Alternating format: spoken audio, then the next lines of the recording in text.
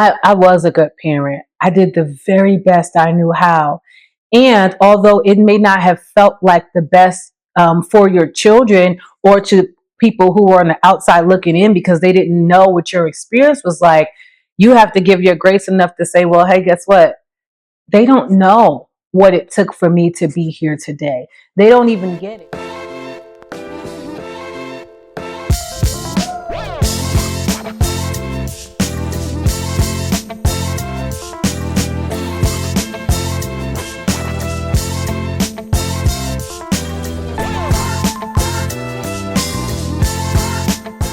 Happy Self-Love Sunday. I am Moe Sass, your host of Self-Love Sundays with Sass, where we come every single Sunday so we can talk about all the ways in which we can better our best. Listen, today I want to talk to my moms of young adult children. And I just have one question for you. Are you okay? Are you surviving? I wanted to talk about this because so many parents that I know that are going through that transitioning period of where our children are not children anymore. They're going into being young adults. They're going out on their homes. They're moving out. Many of us are empty nesters, and I am officially an empty nester as well. And we have to find ourselves in this new way of being. And I think I talked about it last week where I was talking about being in the in-between. And what I'm learning is something I want to really talk about today, because especially for those of us who have been teen moms. And so I've been a mom since 17. And so now that I'm in my late 40s and now all of my children, my baby is 19 and has moved out, I'm having to come into learning who I am in this season of my life. And so if you go back and look on the Self-Love Sunday videos that I've done, and I've been doing this now, my God, since 2017, maybe late 2017, 2018, there's been so many evolutions of who I've been as a person. And that's because what I've learned is in each season of our lives, we require something very different to be able to thrive and not just survive in it. And during each stage, it's not easy because it's almost like, who am I now? At the core of each of us, sure, there's a core of who we are. The core of who I am loves to serve, loves to help, loves to see people transform. That's who I've been since I've been a kid. But what I'm learning in this phase of life is my core doesn't change, but there are parts of me that absolutely evolve and grow. And this has not been a pretty transition. You know, it's funny because I come and I talk about self-love a lot.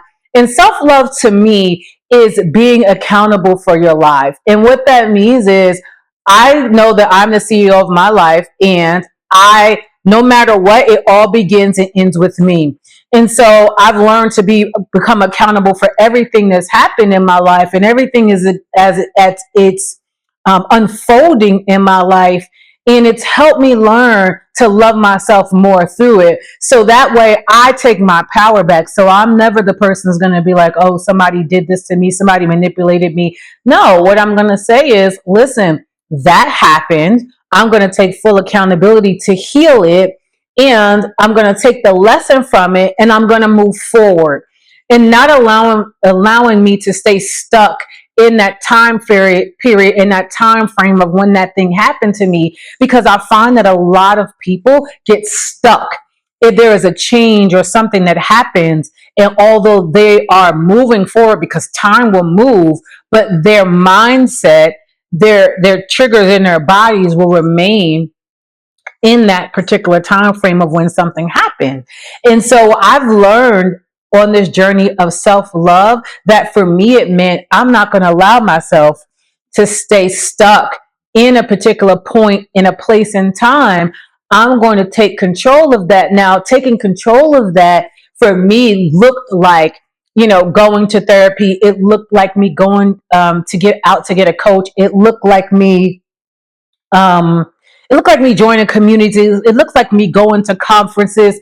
Those were the things that I did to move myself along in my healing journey. So loving me is loving myself through every phase and giving myself grace as I go through the phases, because when you are a parent at a young age, you are essentially trying to just survive. I'm trying to get the next meal on the table.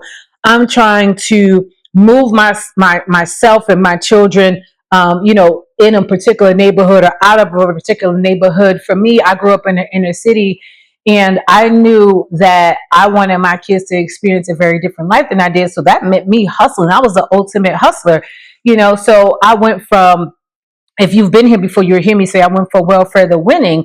And what that looked like for me was, it was like, listen, I don't care how many jobs it takes. I'm going to work 2, I'm going to work 3, whatever amount of jobs it took for me to be able to go from the apartment to buy my first home at 25 to, moving to a beautiful suburb community in Pennsylvania, building a home, all of the things, right? But all of that was about me trying to, and not trying to, actually doing it, moving my children into what I felt was a better life than what I had. And so what you are essentially doing is you're living for your children. You're living for, and I was actually married at the time, you're living for your spouse, but all of it is, you're not really living for you. Now, here's what I'm going to tell you. I don't say whether it's right or wrong. It just was what it was. I'm a person that loves to move away from right or wrong, because I realize that we use that as a measuring stick to beat ourselves up. And I'm just not in the mood for that anymore. Now that I'm in my late, 40s, like I'm not beating myself up for things that happened in my past. And I'm not going to allow anyone else to do it to me also. So I've learned that boundaries for me is not for everyone else. The boundaries is for myself. The boundaries that I create is to keep my sanity. The boundaries that I create is to help me heal. The boundaries that I create is to help me thrive, because I no longer want to survive, which means you're always in the state of worry, in the state of angst, in the state of fear, in the state of lack and scarcity mindset. Like, man, I just can't live there anymore. Like, I just can't live there anymore. And so the reason why I wanted to do this video is, hey, I'm checking on my strong friends. And the strong friends are the ones who are absolutely living in survival mode, because that's all we've ever known.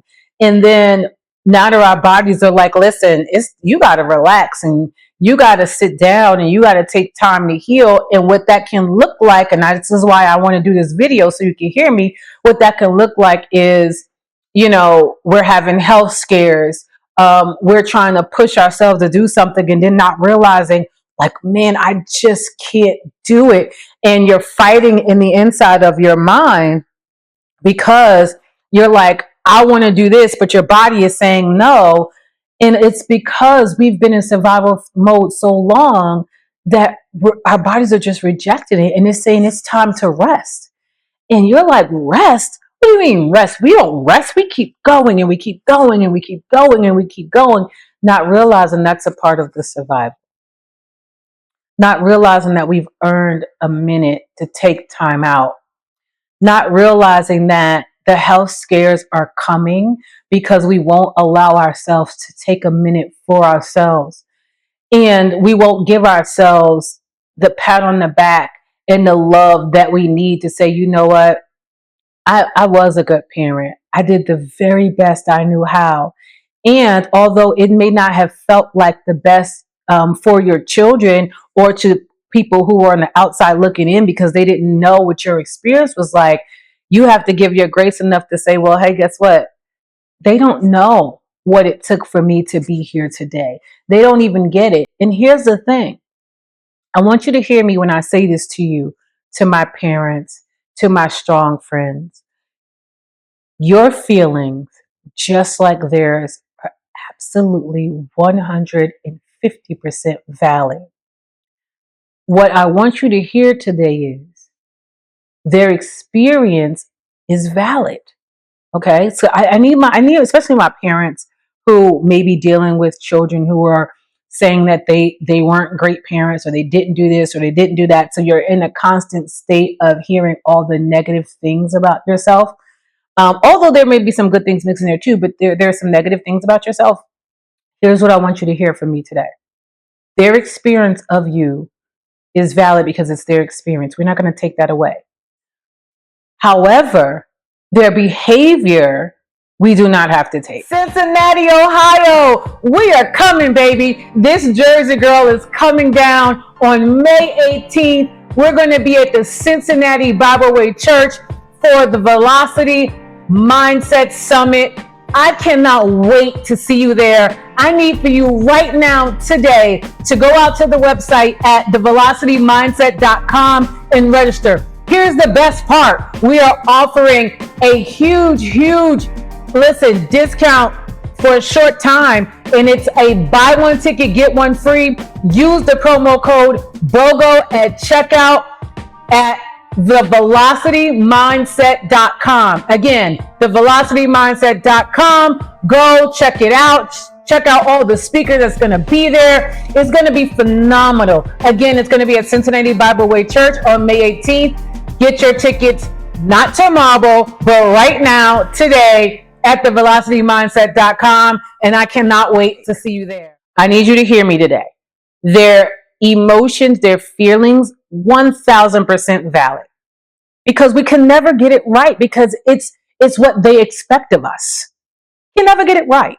There's no such thing as perfectionism. Their experience is valid. And here's what I want to offer to you too. If you're going through that and you're experiencing that, I do believe, and you're going to hear me say it all day, every day, and twice on Sunday. I am 1000% a believer. And as a believer, I believe in prayer and therapy and coaching. 1000%. Okay. You just can't pray this away and say, well, you know what, experience is going to teach them. Experience is absolutely going to teach them. And we can open up our hearts, minds, and spirits and souls enough to say, you know what, if this is your experience, I am willing to go to therapy to talk it out. I'm willing, if it's not that deep, I'm willing to sit with a coach and we can work through some things or do some exercises together. Because I think that it's not that I know that that's a healer. Okay. It's a door opener to say, your what you experience is valid, and we're not going to fight them on it. This is where I find that we go wrong, parents, is we want to fight them. That's not true. That didn't happen that way. Here's the thing. I know the way I experience something is different than someone else. What do I mean by that? We can go to the same movie and come out and see two very different things. It's one thing. We could listen. That's why you can go, there could be an accident or something that can happen, and each witness can see something different. They can experience something different. Okay? So what they experience of you is valid because it's their experience. You notice that it doesn't make it true or false. It makes it true for them. If it's false for you, then it's false for you. However, we don't have to fight them on it. We can understand that that's their experience. And we can't change it. It's so interesting because my friend asked me because I've gone through it myself. Some of my children, we've gone through it. We're on the other side of it, and some we're not. Right? It was 6 of them, 5 living, 2 grandkids. Okay, everybody's not going to be great all the time. All right, it is what it is. And what you can say is, well, what do you need from me? If they need space, give them space. If they want to go to therapy, then go to therapy. If they want to be open up to coaching, go to coaching. If they just say, hey, listen, I need your love and I need you to, love me like this in this season, then you have to be willing to be open to that. And if you're not and you need to go to therapy for yourself, then do that. Okay. But what we can't walk around doing is staying stuck in the place that they see us. Okay. Because you got to realize there was something that happened, something traumatic or triggering for them. And it happened at a certain point in age for them. It could have been, 5, 7, 10, 11, 12, 16, whatever that time frame for them. And that was you in that frame. So they've frozen you in that particular point in time. Now, meanwhile, if you've been doing your work and you've been working on your healing, not saying this is just what it is and you just have to accept it and all this other crazy stuff, and you've really been working on your healing, you still get to move forward in your healing. And you can also validate their experience and not patronize it, not just be like, oh, it happened, you get over it. I don't believe in that. But you could do the most, and you can do the best that you can in this new season of saying, hey, listen, what is it that you need from me? and you can walk through that. So this is what I mean when I say that their emotions are and their experience of you is can be 150% valid. But what we're not going to take is we're not going to take the behavior. Okay. And whatever that acting out behavior, if it comes with that, you absolutely do not have to accept it. No, you don't. You do not. When we're ready to have a conversation, it doesn't have to be, it could be a hot conversation, which is hot is honest, open, and transparent. We those are absolutely needed. Those are needed. But we're not going to take, where it gets out of hand. And here's where communication gets to be clear is, and this is why I loved having a third party is like a therapist in the middle, because we can say, what is the things that we're not going to tolerate within this. Like, we're not going to tolerate name calling. We're not going to tolerate, jumping in each other's faces. Like, you have to state what that is, because it looks different for every person. Because some people can take somebody jumping up and yelling and screaming because they just going to shut down and not hear anything anyway. So it depends on what it is for you. But I wanted to have this conversation because I just think that it's so needed, because in today's society, there is a large group of people that's just sitting around waiting to tell you all the things that you did wrong. And this is why I come every single Sunday and I talk about self-love and healing and having a vision and having goals and creating things for yourself and walking you through what you need in each season. Because in one season you could be building your career, in another season you could be focused on your health, in another season you can be focused on your healing, in another season you can just be focused on resting, in another season you can be working on building things with your family. In each season there's going to be something different. And you have to allow yourself the time, the space, the mindfulness, the presentness to know what it is in this season of your life. No matter what, though, there are going to be some things that you absolutely are going to need. I don't care what season of your life that you are in. Are you ready? I want you to write this down. No matter what season I'm in my life, I'm going to need a firm foundation of faith, whatever that is for you. No matter what it is, in any season of your life, you're going to need a firm foundation of faith.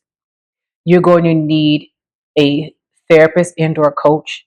If it's trauma healing, you absolutely need to go to a therapist. If it's something where you're experiencing lack or scarcity or any sort of fear and you need accountability and you need someone to give you step by step, that's your coach. Okay? I don't care what it is in any season, firm foundation, therapist and coach, absolutely. You're going to, and so the third thing is, no matter what, you're going to need to be working on your mindset, because let me tell you something about the biggest trick of the enemy. It's going to come for your mind. It's going to be the smallest thing. And it's going to come for your mind. It's going to tell you that, yeah, you were the worst and you are the worst and you never can be, you're never going to have. And it's a lie. So you have to absolutely work on your mindset. Okay. Next, you're going to need to pick up a book. Pick up a book. And if you love Audible, that's fine. And in the season of your life for the thing you're working on, you're going to need to be reading about it. And then when you're reading about it, you're going to need to take massive action on whatever it is. For example, if you're sitting here and you're listening to this now and you're like, you know what, this is exactly what I'm experiencing. Okay, these are the things that I need. If I'm already rooted and grounded in my faith, then and if I don't have a therapist or coach, then that's what I'm going to go after. If I'm rooted and founded in my faith, and I do have a therapist and I do have a coach, then I'm going to go find that book that I'm going to absolutely read. Okay, great. And the next thing you're going to need on that is to find periods of rest. You're going to have to rest. You're going to have to rest. And I know some people be like, I'll rest when I die. Well, guess what? You're killing yourself when you do not rest. So that death will absolutely come early. It is what it is. You're going to have to find periods of rest. And what that can look like is, if you worked a long day, it may be at night, you just take the night off. Turn off the TV, turn off social media, and just rest. Rest your mind, rest your soul. Just be present with you. It doesn't have to be that you're meditating. It doesn't have to be that you're humming or hemming or hawing. No, just being and resting. And if you find that you cannot be and you just cannot rest because your mind is racing, that means you are in a state of survival. And 9 times out of 10, you're running from something, which is why you need to go back to number 2 and see if you're talking to a therapist and or a coach about that. Okay. So no matter what season, no matter what you're going through in your life, firm foundation of faith, coach and or therapist, right? Working on your mindset, reading a book, and rest. That's it. That's all, no matter what season you are in. There is a sixth thing, okay? There is a sixth thing that I believe that every single person needs as you're walking through this, even when you have a coach and or therapist, and that's a community. You can, I don't care who you listen to and what they say, as you're walking through these things, right? So, say if you meet with your coach and your therapist on a Tuesday, you still have Wednesday, Thursday, Friday, Saturday, Sunday, Monday to get through. Okay. And as you're getting through and you're working through it and you're working through your mindset and you've read the book and you took in the rest and you've read your Bible, your Quran, whatever it is that you believe in. I am happen to be of Christian faith, but I'm not here to tell you what it is. And you've been rooted and you may have listened to a sermon, you may have attended church or may have attended the mosque or whatever it is that you've done. And you're like, man, there's still something missing. It's the community. It's the people that's in the trenches just like you, the people who are experiencing this breakdown in communication with their children, who are experiencing breakdown within themselves because, they are empty nesters and all they've ever known was to be a mom or a wife and don't know what it is to be them, or all they've ever known is to be a husband or a dad and don't know what it is to love them, and all they've ever known is to be a provider and a protector, and so they don't know what it is to receive beautiful love and be able to receive, things from other people, even if it's just a word of encouragement, don't know how to receive that. This is what the community is for. And so a lot of us, and I put me in it, sometimes use social media as an escape. And that's why you scroll and you can listen to somebody's 50 series story because it's a way to get away from yourself. But what would life look like if you said, today is the day that I'm going to join a community of like-minded individuals? It could be men, it could be women, of people who are looking to not talk about people and not prey upon people, but actually pray for them and love themselves and walk through whatever it is that this life is absolutely happening in this moment, this season of it, whether it's a career, whether it's the weight, whether it's the health, whatever it is, because the community is what helps you get through those other days. And so I'm going to tell you that I've been going through this breast health thing for quite a while. They thought that I may have had cancer. This started this was last year. So in 2023, this was like August, September time frame. I had to go have a biopsy and I have this huge scar on my breast. And it turned out after I got the biopsy done. Now just imagine, right? You get the biopsy, you have to wait to hear that, if it is cancer. This is the largest scar that I've ever had on my breast. This is the third biopsy. And you're just in this state of like weight. And when you're in the state of weight, right, what the word teaches you is that God didn't give you a spirit of fear and no worry. So, but you're human, and that comes. And so, you have the firm foundation. You've checked in with your therapist. You've checked in with your coach.